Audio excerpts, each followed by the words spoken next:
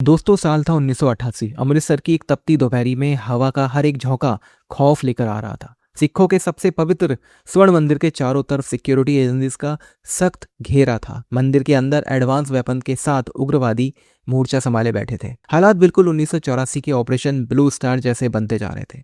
वही तनाव, वही बारूद की बदबू। देश की सांसें थमी हुई थी कि क्या एक बार फिर आस्था के इस मंदिर पर गोलियां चलेंगी? क्या एक बार फिर इतिहास का वो काला पन्ना दोहराया जाएगा? इसी बीच सिक्योरिटी एजेंसी के कैंप में कमान संभाल रहा बेहद लंबा रौबीला मूछों वाला शख्स आगे आता है। उसकी आंखों में ना तो कोई घबराहट थी, ना ही कोई जल्दबाजी। उसने एक ऐसी स्ट्रेटजी तैयार कर ली थी जो इंडियन मिलिट्री हिस्ट्री में एक मिसाल बनने वाली थी। उसने सेना को सीधे अंदर भेजने के बजाय पूरे प्रोमिसेस की बिजली और पानी की सप्लाई काट दी। उसने मीडिया को लाइव कवरेज की इजाजत दी ताकि दुनिया देख सके कि अंदर आखिर हो क्या रहा है। बिना मंदिर की मुख्य इमारत को नुकसान पहुंचाए, बिना किसी खून खराबे के उग्रवादियों को घुटने टेकने पे मजबूर कर दिया। जब ये लोग हाथ उठाकर बाहर निकले तो देश ने राहत की सांस ली। इस बेहद कामयाब मिशन को नाम दिया गया ऑपरेशन ब्लैक थंडर। दोस्तों, इस पूरे ऑपरेशन के पीछे जो मास्टरमाइंड था, उसने अपनी सूझबूझ से पंजाब को एक और बड़े जख्म से बचा लिया था। दुनिया उन्हें कंवरपाल सिंह गिल यानी केपीएस गिल के नाम से जानती है।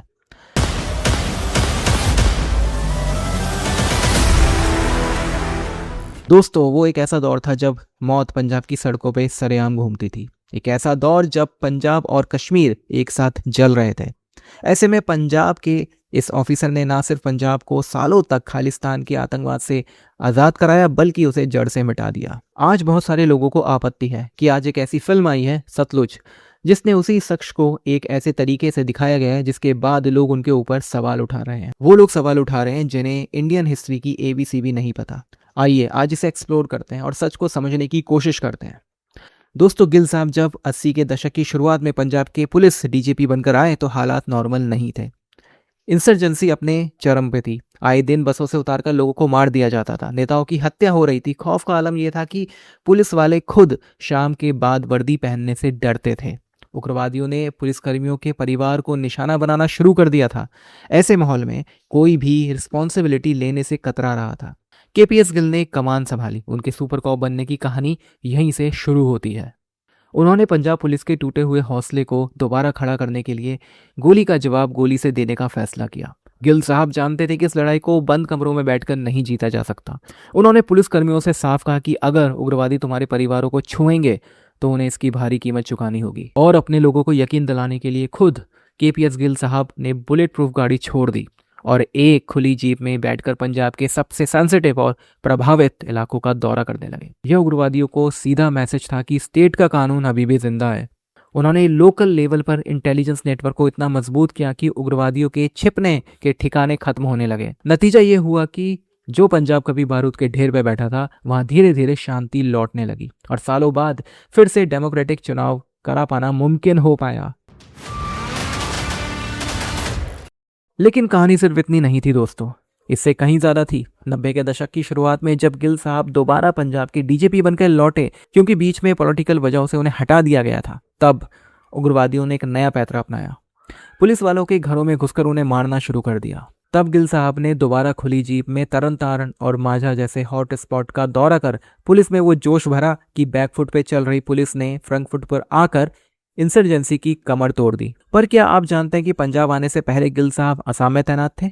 दोस्तों, यह वह दौर था जब असम में आंदोलन अपने चरम पर था। आंदोलनकारियों ने पूरे राज्य की नाकाबंदी कर दी थी। असम से बाकी भारत को होने वाली तेल और कमोडिटीज की जो सप्लाई थी वो पूरी तरह से ठप हो चुकी थी। रेलवे ट्रैक और तेल रिफाइनरीज को चारों तरफ से ब्लॉक कर दिया गया था। केंद्र सरकार बेबस नजर आ रही थी। तब कमान सौंपी गई थी केपीएस गिल को। गिल साहब बिना किसी हिचकिचाहट के खुद फील्ड पर उतरे। उन्होंने सख्त चेतावनी दी और जब प्रदर्शनकारी नहीं हटे तो बिना किसी पॉलिटिकल प्रेशर की परवाह किए रातों रात रेलवे ट्रैक को पूरी तरह से खाली करा दिया। भारी पुलिस बल का इस्तेमाल कर नाकेबंदी को इस कदर डैमेज किया गया कि कुछ ही घंटों के अंदर रुकी हुई ट्रेनें फिर से दौड़ने लगी और देश की लाइफलाइन बहाल हो गई। इसी दौरान असम के उग्रवादी संगठनों ने फंडिंग के लिए बड़े बड़े कारोबारियों और राइस मिल्स के जो मालिक थे उनको किडनैप करना शुरू कर दिया।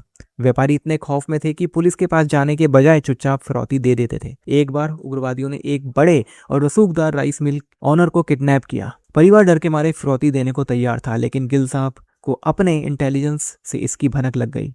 उन्होंने परिवार को पैसे देने से साफ मना कर दिया। परिवार ने घबराकर कहा कि अगर वो पैसे नहीं देंगे तो जान चली जाएगी। तब गिल साहब ने खुद उग्रवादियों को एक लोकल कमांडर को सीधे फोन किया और या यूं कहे कि एक मैसेज भिजवाया। बेहद शांत और ठंडे लहजे में गिल साहब ने कहा, तुमने जिस आदमी को उठाया उसे अगले 24 घंटों में सही सलामत छोड़ दो। अगर उसे एक खरोच भी आई तो मैं तुम्हारी पूरी लीडरशिप का वो हश्र करूंगा जो तुमने कभी सपने में भी नहीं सोचा होगा। अब फैसला तुम्हारे हाथ में है। केपीएस गिल का खौफ ऐसा था कि उग्रवादी संगठन ने बिना एक भी रुपया लिए उस व्यापारी को अगले ही दिन चुपचाप एक चौराहे पर छोड़ दिया।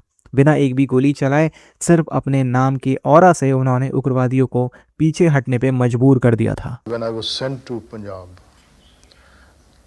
91 नवंबर में for my second tenure there, तो मुझे कहा था कि आप इलेक्शंस करवा दीजिए और उसके बाद आपको वापस यहाँ, I was then DG CRPF, तो पोस्टिंग की ड्यूरेशन 3-4 महीने की बताई गई थी और अब वो 3-4 महीने स्ट्रेच करके 3-4 साल होने वाले हैं। I am still there. जो भी आदमी है, एनी लिविंग क्रीचर, उसके ऊपर वो तलवार तो हमेशा ही लटकी हुई है, कब किस टाइम पे कैसे मौत आ जाएगी। और गालिब का है कि मौत का एक दिन मुअय्यन है, नींद क्यों रात भर नहीं आती, तो why should one worry about death. दोस्तों फिर आया 1993 जब इंडियन एयरलाइंस की एक विमान को दिल्ली से मद्रास जाते समय हवा में ही हाईजैक कर लिया गया था। हाईजैकर्स प्लान को पाकिस्तान ले जाना चाहते थे, लेकिन फ्यूल कम होने की वजह से उसे चंडीगढ़ में लैंड कराना पड़ा। हाईजैकर्स का दावा था कि उनके पास एक्सप्लोजिव है और वो पूरे विमान को उड़ा देंगे। दिल्ली में गृह मंत्रालय नेगोशिएशन यानी बातचीत के मूड में था। एनएसजी कमांडोज भेजने की तैयारी चल रही थी, लेकिन चंडीगढ़ के रनवे पर प्लेन के लैंड होते ही केपीएस गिल खुद पूरी कमांड अपने हाथ में ले चुके थे। वो जानते थे कि बातचीत का लंबा दौर खींचने से हाईजैकर्स का हौसला बढ़ेगा। गिल साहब ने दिल्ली के ऑर्डर्स का इंतजार नहीं किया। उन्होंने खुद को एक आम नागरिक अधिकारी के रूप में पेश कर हाईजैकर्स को बातों में उलझाया और जैसे ही मौका मिला गिल के इशारे पर पंजाब पुलिस के कमांडो विमान के पिछले हिस्से से अंदर घुस गए। इससे पहले कि हाईजैकर्स कुछ समझ पाते या बटन दबा पाते, कमांडोज ने उन्हें वहीं पर ढेर कर दिया। बिना किसी पैसेंजर्स को एक खरोच आए चंद मिनटों में हाईजैक का पूरा ड्रामा खत्म हो गया। आइदर और सिचुएशन है, या तो टेररिज्म है या नहीं है। ये कहना कि साहब इस साल 150 आदमी मारे गए और लास्ट टाइम 200 मारे थे, इसलिए इम्प्रूव। और दोस्तों आज की जनरेशन में बहुत कम लोगों को पता होगा कि साल 2002 में गुजरात दंगों के दौरान भी सिचुएशन को कंट्रोल करने के लिए केपीएस गिल साहब को ही चुना गया था। मई 2002 में उन्हें तत्कालीन मुख्यमंत्री नरेंद्र मोदी का सिक्योरिटी एडवाइजर अपॉइंट किया गया था। गुजरात पहुंचते ही उन्होंने देखा कि दंगों के कारण लोकल पुलिस का मोटिवेशन टूट चुका था। उन्होंने तुरंत मीटिंग्स बुलाई और साफ मैसेज दिया, पुलिस को किसी भी पॉलिटिकल या कम्युनल प्रेशर से अलग होकर पूरी न्यूट्रलिटी के साथ काम करना होगा। उन्होंने फील्ड ऑफिसर्स को दंगाइयों से निपटने की खुली छूट दी। अहमदाबाद और वडोदरा जैसे सेंसिटिव इलाकों में एक्स्ट्रा सेंट्रल फोर्सेस सीआरपीएफ की तैनाती को स्ट्रीमलाइन किया गया। जो अधिकारी ढीले साबित हो रहे थे उन्हें हटाकर तेज तरार और न्यूट्रल आईपीएस अधिकारियों को कमान सौंपी गई। नतीजा, गिल साहब के आने के कुछ ही हफ्तों के अंदर गुजरात में वायलेंस पूरी तरह से थम गया और शांति बहाल हो गई। उन्होंने पुलिस के अंदर के स्ट्रक्चरल चैलेंज को ठीक किया और कंडीशन नॉर्मल हो गई। You have to evolve different strategies for different areas, and that is what we have been able to do. All the officers who are working with me have learned the habit of thinking about the problem and tackling it, dealing. लेकिन दोस्तों इतिहास कभी भी एक तरफा नहीं होता। KPS Gill का यह सख्त अंदाज उन्हें कंट्रोवर्सी के घेरे में भी ले आया। उनकी कहानी में सपोर्टर्स और हिटर्स के दो बेहद कड़े पहलू हैं। सपोर्टर्स का कहना है कि पंजाब उस वक्त कैंसर की आखिरी स्टेज पे था जहां केवल एक बड़ा ऑपरेशन ही जान बचा सकता था। गिल साहब ने वो बड़े कड़े फैसले लिए जिन्होंने देश को टूटने से बचाया। इनफैक्ट उस एक इंटरव्यू में जब उनसे पूछा गया कि क्या कश्मीर से फोर्सेस को कम कर देना चाहिए, तो उन्होंने बिना किसी लाग लपेट के जो बेबाक जवाब दिया था वह उनके इंटरनल क्लैरिटी को दिखाता है। आप ट्रूप्स विड्रॉल के फेवर में तो नहीं है? नहीं, बिल्कुल नहीं, बल्कि और ट्रूप्स भेजिए जब तक इंसिडेंट्स ख़त्म नहीं होते हैं। और सभी जो जितने भी टेररिस्ट हैं जिन्होंने अमेरिका यूरोप में कुछ किया है, उनका जो निशानात हैं वो पाकिस्तान में मिलेगा। किसी ना किसी तरीके से पाकिस्तान से जुड़े हुए। It is the mother of all terrorism.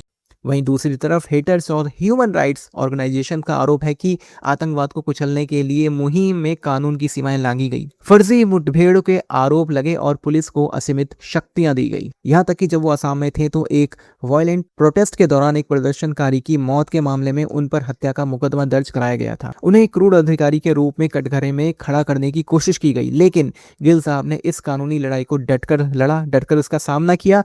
मामला दिल्ली हाई कोर्ट गया और अदालत ने सबूतों को देखने के बाद पाया कि ये आरोप पॉलिटिकली मोटिवेटेड और झूठे थे। हाई कोर्ट ने उन्हें पूरी तरह बरी कर दिया। अब जब ये फिल्म आई है सतलुज, इसके बाद चर्चा और ज्यादा गर्म हो गई है। फिल्म में भी उन पर पुलिस की ताकत का गलत फायदा उठाने के आरोप दिखाए गए हैं, लेकिन गिल साहब का हमेशा से मानना था कि असाधारण परिस्थितियों में असाधारण कदम ही उठाने पड़ते हैं। अगर पुलिस सख्त कदम नहीं उठाती तो पंजाब भारत के हाथ से निकल जाता। इतिहास ने फाइनली माना है कि उनके कड़े फैसलों के कारण ही पंजाब में दोबारा अमन चैन आ सका। दोस्तों, कंट्रोवर्सी अपनी जगह है, लेकिन मेरा सवाल है आप लोगों से, अगर कहीं पर भी किसी भी स्टेज में एक्सट्रीम कंडीशन होगी, आतंकवाद होगा, तो पुलिस कब तक कानून के दायरे में रह के काम कर पाएगी? कहीं ना कहीं उसे कंट्रोल करने के लिए पुलिस को भी एक्सट्रीम कंडीशन में जाना पड़ेगा, इसके अलावा और कोई रास्ता नहीं है। और इस देश के ह्यूमन राइट ऑर्गेनाइजेशन सिर्फ आतंकवादियों के पक्ष में क्यों बोलते हैं? इस देश में हजारों लोग बम विस्फोट में मारे गए, हजारों बेगुनाह लोग, लेकिन कभी भी कोई ह्यूमन राइट ऑर्गेनाइजेशन उनके सपोर्ट में, उनकी मदद के लिए कभी सामने नहीं आती।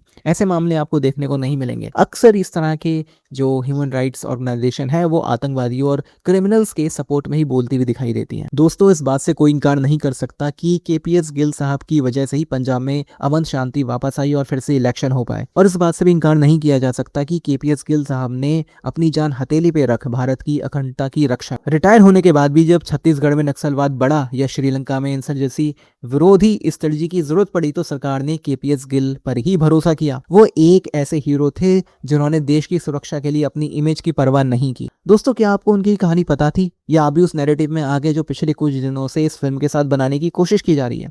ये फिल्म एक फिल्म का एक टूल किट का हिस्सा ज्यादा लगती है। जिस तरीके से सतलुज फिल्म में उन्हें दिखाया गया है उस पर आपकी क्या ओपिनियन है? क्या आपको फिल्म OTT पे देखने का मौका मिला? जो भी आपकी रीडिंग हो या ऑब्जर्वेशन हो वो कमेंट में जरूर लिखें। दोस्तों, ये बात भी अजीब है कि जब भी इलेक्शन का टाइम आता है वहीं पर उसी स्टेज में इस तरह के विवाद खड़े किए जाते हैं। अब देखिए, पंजाब में इलेक्शन आ रहा है और इस फिल्म का विवाद शुरू हो गया। पहले किसी को इस फिल्म का नाम तक पता नहीं था, लेकिन सडनली ये कंट्रोवर्सी सामने आ गई। दोस्तों, इस वीडियो में इतना ही था। आई होप ये वीडियो आपको अच्छा लगा हो। वीडियो अच्छा लगा हो तो लाइक और शेयर जरूर कीजिएगा। चैनल को सब्सक्राइब करना बिल्कुल भी मत भूलिएगा और मिलते हैं जल्द से जल्द फिर से एक नए इंफॉर्मेटिव वीडियो के साथ। तब तक के लिए जय हिंद।